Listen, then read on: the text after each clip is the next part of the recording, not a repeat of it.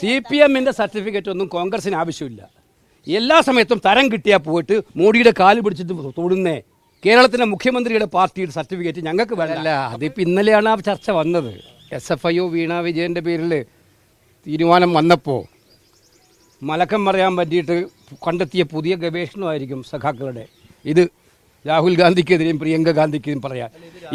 ഈ വിഷയം ഒന്ന് മാറ്റിവരിക്കാൻ വേണ്ടി ഇപ്പം ഇന്ന് ഞാൻ കണ്ടു ഇളമരം കരീമും തോമസ് ഐസൊക്കെ ഉള്ളപ്പോൾ അവരുടെയൊക്കെ കമൻറ്റ് ഞാൻ കാണുകയുണ്ടായി. സുഹൃത്തുക്കളെ, ആദ്യം സ്വയം ഒന്ന് നെഞ്ചത്ത് വെച്ച് നോക്കണം.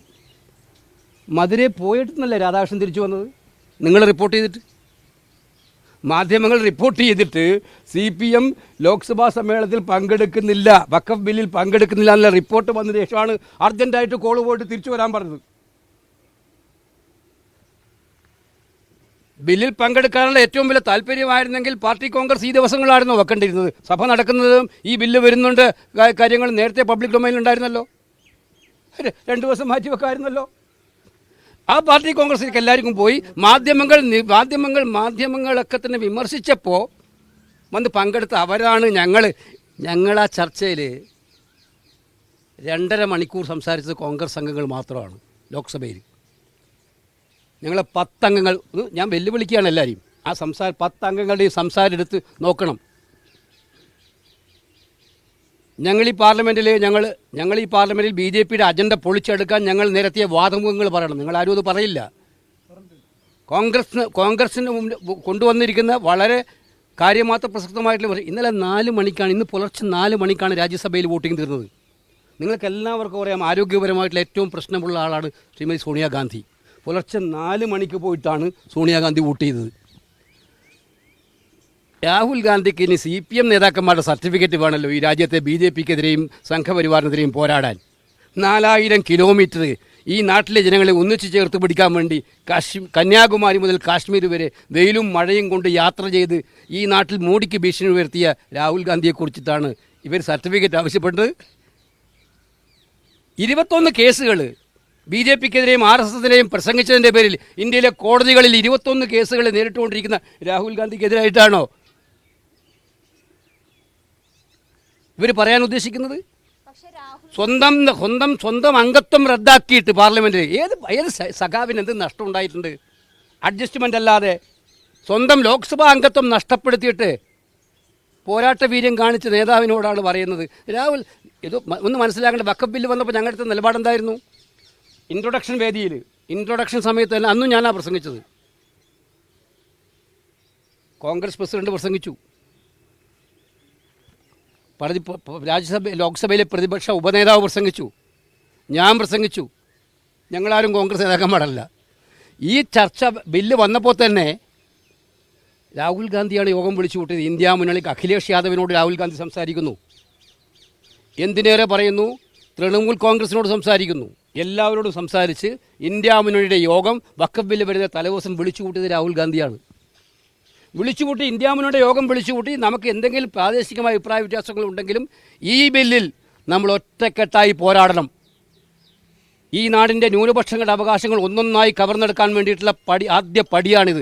ഇന്ന് മുസ്ലിങ്ങൾക്കെതിരായിട്ടായിരിക്കും, നാളെ ക്രിസ്ത്യവർക്കെതിരായിട്ടുണ്ടാവും, അടുത്ത ദിവസം പാർസിക്കും സിക്കിനും എതിരായിട്ടുണ്ടാവും. അതുകൊണ്ട് നമ്മൾ ഒറ്റക്കെട്ടായി നിൽക്കണമെന്ന് പറഞ്ഞ് നിങ്ങളാ പടവും വാർത്തകളൊക്കെ അന്ന് റിപ്പോർട്ട് ചെയ്താണല്ലോ. അതിനുശേഷം കോൺഗ്രസ് MPമാരുടെ യോഗം മിനിഞ്ഞാന്ന് രാവിലെ 9:30 മണിക്ക് എല്ലാ കോൺഗ്രസ് MPമാരുടെ യോഗം വിളിച്ചു കൂട്ടി. രാഹുൽ ഗാന്ധിയാണ് അധ്യക്ഷത വെച്ച് വിളിച്ചു കൂട്ടിയത്. ആ യോഗത്തിൽ വെച്ചിട്ടുള്ള പറഞ്ഞത് വളരെ ശക്തമായിട്ട് ഓരോരാൾക്കും പ്രസംഗിക്കാനുള്ള നിർദ്ദേശം കൊടുത്തത് രാഹുൽ ഗാന്ധിയാണ്. പിന്നെ രാഹുൽ ഗാന്ധിയുടെ അനുമതി ഇല്ലാതെയാണല്ലോ ഞങ്ങളെല്ലാം വോട്ട് ചെയ്യും. അന്നും പുലർച്ചെ 3 മണി വരെ വോട്ട് ചെയ്ത് രാഹുൽ ഗാന്ധിയുടെ കുറിച്ചിട്ടാണ് ഇപ്പം CPMൻ്റെ സഖാക്കൾക്ക് സങ്കടം. ചിലരും അതിൻ്റെ അകത്ത് കൂടിക്കൊണ്ടിരിക്കുന്നത്. ഞാൻ പറയട്ടെ, ഞാൻ പറഞ്ഞു തീരട്ടെ. അപ്പം മനസ്സിലായില്ലേ? അതാണ് CPMനെ വിമർശനത്തിന് ആർക്ക് വിലയുള്ളത്? CPM ഈ കേസിൽ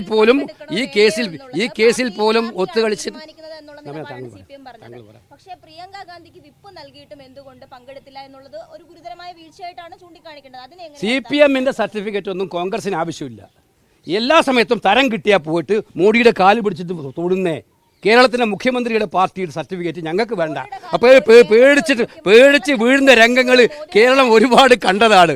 പേടിച്ച് വീഴുന്ന കഴകൾ ഒരേ കാര്യമായിട്ടാണ്. അല്ല ഞാൻ പറയണ പോലെ നിങ്ങൾ പറയണോ? അല്ല പിന്നെ ഞാൻ ചർച്ചയില്ല. ഞാൻ ഇല്ല. ഞാൻ ഒരു കാര്യം പറയാലോ, ഞങ്ങളൊന്നാ പറഞ്ഞിരുന്നു, പ്രേമേന്ദ്രൻ പറഞ്ഞിരുന്നു. അത് ഞങ്ങൾ പറഞ്ഞ അക്കാര്യത്തിൽ മുനമ്പം വിഷയത്തിലുള്ള പ്രശ്നം പരിഹരിക്കപ്പെടുന്നതിന് ഞങ്ങൾക്ക് സന്തോഷമേ ഉള്ളൂ. അതിൻ്റെ പേരിൽ ബില്ലിൽ കൊണ്ടുവന്ന് ക്ലോസ് വെക്കാൻ പാടില്ല എന്നാണ് ഞാൻ പറഞ്ഞത്. ബില്ലിൽ അതിനെ എടുക്കാൻ പാടില്ല. ഞാൻ പറഞ്ഞു വന്ന അത്രയേ ഉള്ളൂ. ഈ കാര്യത്തിൽ ഞങ്ങളുടെ നിലപാട് വളരെ ക്ലിയറാണ്. അത് ഒരു നിലപാടിലല്ല, ഇന്ത്യയിൽ എല്ലായിടത്തും ഒറ്റ നിലപാടേ ഉള്ളൂ. രാഹുൽ ഗാന്ധിയെ തരംകിട്ടയിലൊക്കെ ആക്ഷേപിച്ച് ആക്രമിച്ച് അയാളെ ഏറ്റവും മോശമായി കിട്ടുന്ന സംഘപരിവാറിൻ്റെ കൂടെ ഞങ്ങളും അങ്ങ് കൂടിയേക്കാം എന്ന് സഖാവ് തീരുമാനിച്ചാൽ സഖാവിനെ പലരെയും രക്ഷിക്കാൻ വേണ്ടിയിട്ടുള്ള എപ്രാളത്തിലായിരിക്കും ഇപ്പോൾ. അതുകൊണ്ട് അതിൽ കുറച്ച് സന്തോഷം കിട്ടുന്നുണ്ടെങ്കിൽ കിട്ടിക്കോ. പക്ഷേ ഞങ്ങളുടെ നിലപാട് വളരെ ക്ലിയറാണ്. ഞങ്ങൾ മതേതരത്തിൽ വെള്ളം ചേർക്കാൻ ഒരു നടപടിയും സ്വീകരിക്കുന്ന പ്രശ്നമില്ല. എത്ര നഷ്ടം ഉണ്ടായാലും ഞങ്ങൾക്ക് നഷ്ടമോ ലാഭമോ നോക്കാറില്ല. അതിനകത്ത് ശക്തമായ നിലപാടാണ് ഈ കാര്യത്തിൽ സംഘപരിവാർ. ഇന്നലെ ഞങ്ങൾ ഉന്നയിച്ചതാണ്. പെമ്പുരാൻ വിഷയം ഞങ്ങൾ ഇന്നലെ സഭയിൽ ഉന്നയിച്ചു. അതുപോലെ ഫ്രീഡം ഓഫ് സ്പീച്ച് നിങ്ങൾക്ക് വേണ്ടി ഞങ്ങൾ ഉന്നയിച്ചു സഭയിൽ. എല്ലാ ദിവസവും സഭയിൽ ഞങ്ങൾ ഉന്നയിക്കണം. ഈ സഭ എടുത്തു നോക്കണം. ഈ സഭയിലെ ദിവസങ്ങൾ CPM പ്രതിനിധിയുടെ സംസാരവും ഞങ്ങളുടെ പ്രതിനിധിയുടെ സംസാരവും ഒന്ന് എടുത്തു നോക്കണം. ലോക്സഭാ റെക്കോർഡിൽ ഉണ്ടല്ലോ.